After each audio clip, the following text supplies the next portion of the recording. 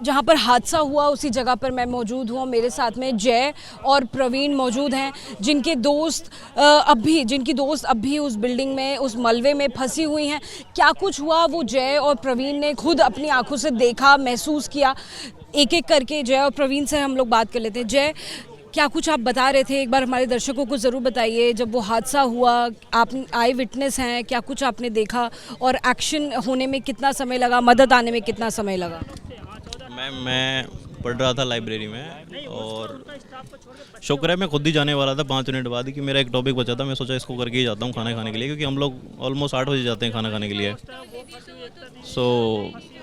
अब जैसे ही building collapse हुई तो वो पूरा लगा कि जैसे भूकंप आया है, हिल गई पूरी।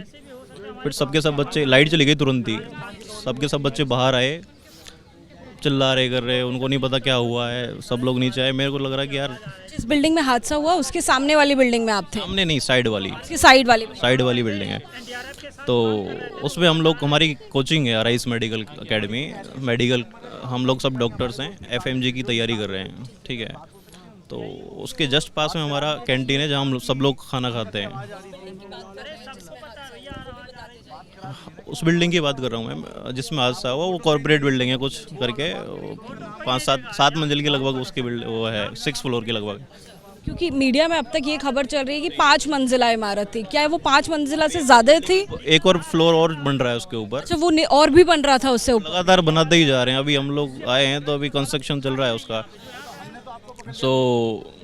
उसका बेस मेरे को लग रहा बहुत ज़्यादा ही कमज़ोर था और ऊपर खड़ा करते जा रहे हो पूरा। अब शायद आज 6 बजे के लगभग शाम को आया था कि भूकंप आने वाला है कुछ करके, हो सकता है उसका इफेक्ट हो, इसलिए बिल्डिंग कोलैप्स हुई हो। तो कुछ बच्चे तो निकल गए थे कि यार क्या पता बरसात वगैरह आ जाए तो हम जल्दी निकलें।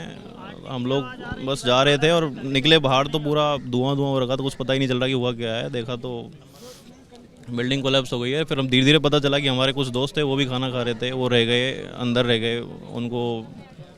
और कम से कम 20-25 थे उसमें स्टाफ, पूरा स्टाफ क्या मतलब स्टूडेंट्स थे। कितने आपके फ्रेंड्स अभी बाहर आ गए हैं और कितने अभी लापता हैं, कुछ वो भी जानकारी दीजिए।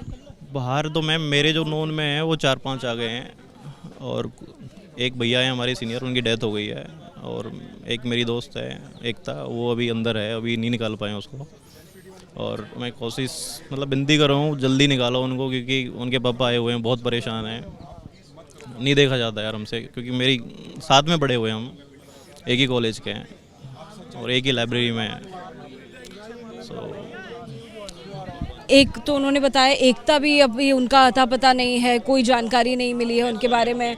मेस वाली आंटी भी, उनकी भी परिवार से हमने बात, हाँ उनका नहीं पता चला अभी भी कुछ भी। और भी आपकी जानकारी में और भी लोग हैं जिनकी जानकारी नहीं मिल रही है, कोई जानकारी नहीं है उनके बारे में? मैडम, जब हमें पता चला कि रबल जो है राइट साइड में मेस पे गिर गया है, तो उस समय लगभग 20 से 25 लोग मेस में खाना खा रहे थे।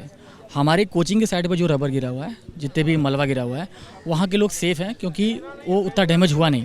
तो हम लोग टाइम पे इवैक्यूएट हो गए। मैं तो यहाँ नहीं था, मैं बाहर था। मेरे फ्रेंड्स ने मुझे कॉल किया तो हम लोग वहाँ पहुँचे। तब तक पुलिस आ गई थी, उन्होंने वहाँ बैरिकेड लगा दिया, किसी को अलाउ नहीं कर रहे थे। तो जो जिस साइड में मेस में खाना खा रहे थे लोग, उसमें गिरा, वो एक फ्लोर का था, पूरा रबर उसमें गिर गया है। तो अंदर सब लोग फंस गए हैं, लगभग 20 से 25 लोग अंदर हैं। तो हम लोगों ने आधे घंटे के अंदर हमारे कुछ फ्रेंड्स ने मिलके, मैं तो नहीं था, उन्होंने हेल्प करके हाथों से 4-5 लोग को निकाला वहाँ से। जय, आप भी थे क्या उस समय जब मलबे से लोगों को निकाला, मदद की गई? मैं वहीं था, 2-3 घंटे तक हम लोग वहीं थे। पुलिस थोड़ी लेट आई थी, बट उन्होंने भी काम किया था, फावड़े वावड़े ले लू के कर रहे थे अपना जितना हो रहा था, क्योंकि उनसे भी क्या ही होगा। फिर एनडीआरएफ टीम वगैरह आई है, हम लोग कोशिश कर रहे थे, लेकिन मलबा इतना था कि कुछ आदमी नहीं कर सकता कुछ भी। एक गया बचाने बेचारा, वो खुद ही गिरा होता अंदर। तो हम लोगों ने कॉल भी किया, तो 2 घंटे तक कॉल हमने किया। तो नीचे जो लोग फंसे थे अपने फ्रेंड्स को कॉल किया, उनका कॉल लग रहा था, उनसे बात हो रही थी। रात के 12 बजे तक उनसे बात हुई। रात के 12 बजे तक उन लोगों से बात हुई है जो मलबे में थे, आप ये बता रहे हैं? बता रहे हैं अपना कि मैं इस लोकेशन पे हूँ, यहाँ से करके मैं यहाँ पर आऊँ। तो हम लोगों ने, कई लोगों ने, कौन से दोस्त से बात हुई थी, क्या नाम है उनका? ये आंटी से बात हुई थी हम लोग की, वो कैंटीन वाली आंटी जो खाना, यानी उनकी 12 बजे तक आपकी बात हुई है और हादसा शाम को 7 बजे हुआ है। तक उनके जो हस्बैंड है, उनकी जो बेटी है, उनसे बात हुई थी। हम लोग वहीं पर साथ में थे, तो वो बताती रहेगी। 12 बजे के बाद उनकी आवाज़ें आना बंद हो गई, आई गेस। उसके बाद फिर वो सर्वाइव नहीं की होंगी या कुछ। आप भी कुछ लोगों से टच में थे जो मलबे में दब गए थे, और क्या उनसे बात? नीलम वगैरह तो वो अंदर ही थे, तो वो उनको सांस घुट रही थी उनकी, तो बोल रहे कि मेरे को जल्दी निकालो, सांस जा रही है। कितने बजे की बात है जब वो बात कर पा रही थी आपसे? टाइम तो 8:30-9 बजे तक लगभग उनका हो रहा था, लेकिन नीलम को निकाल लिया था जल्दी। वो थोड़ा ठीक था तो। और प्रदीप ये है कम से कम 10 लोग वहाँ होंगे अंदर, मिनिमम 10 से 12 लोग वहाँ पे हैं। और वो अभी कैसे कमें हमें पता तो चले कि क्या कंडीशन, उनकी फैमिलीज यहाँ पर आए पड़े हैं, उनके पेरेंट्स आके पड़े हैं, सब टेंशन में हैं। कम से कम पता चले क्या कंडीशन है, बॉडी मिले क्या मिले, कुछ नहीं पता चल रहा है। अभी रबर निकल रहा है, क्या निकाल रहे हैं ये लोग कुछ बता भी नहीं रहे हैं। हम लोग वेट कर रहे हैं कम से कम। एक ये भी बात बताई जा रही है कि क्योंकि सैटरडे था तो ऑफिसेज बंद थे, इस वजह से लोग कम थे। वीकेंड रहता है तो मतलब लोग बहुत कम रहते, वरना काफ़ी लोग रहते। और अगर हादसा आधे घंटे बाद और होता तो मेरे को लगता है बहुत ज़्यादा हालत ख़राब हो जाती, क्योंकि हम लोग सब आधे घंटे 8-8:30 बजे हम लोग सब खाना खाते हैं, 70-80 लोग जाएंगे एक साथ में, और उसी पे पूरा गिरा है।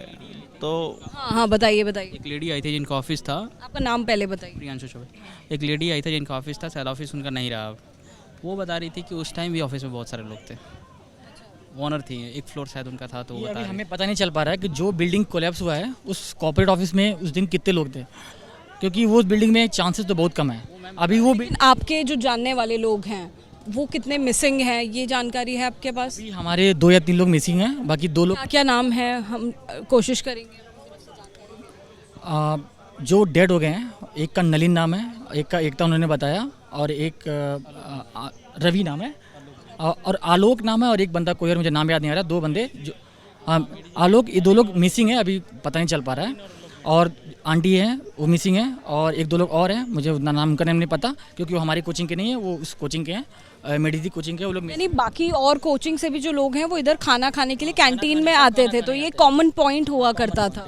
कॉर्पोरेट वाले भी खाना खाने आते हैं, और हमारी कोचिंग वाले भी, यहाँ 2 कोचिंग हैं, वहाँ से बच्चे भी खाना खाने यहाँ पर आते हैं। बहुत शुक्रिया तमाम जानकारी एबीपी न्यूज़ को देने के लिए। देखिए बहुत ज़रूरी बातें इस पूरी बातचीत से पता चल रही हैं। रात को 12 बजे तक कॉल मिल रहा था, जैसा कि शख्स बता रहा है, जैसे कि प्रवीण बता रहे हैं जो कि स्टूडेंट हैं, कि वो कैंटीन वाली आंटी जिनके परिवार से हमने बात की उनसे 12 बजे तक राब्ता हो पा रहा था, लेकिन उन्हें क्यों अब तक बचाया नहीं जा सका, क्यों अब तक उनकी जानकारी नहीं है, ये भी बड़ा सवाल है। और भी कई सारे नाम, चाहे एकता हो या नीलम हो, उनके नाम जो स्टूडेंट्स हैं वो बता रहे हैं और पूछ रहे हैं कि आखिर उनके जानने वालों की खैर खबर कब तक दी जाएगी, जानकारी इस मामले में कब पुलिस देगी। कैमरा पर्सन सुनील पांडे के साथ जातिका सिंह, एबीपी न्यूज़, दिल्ली।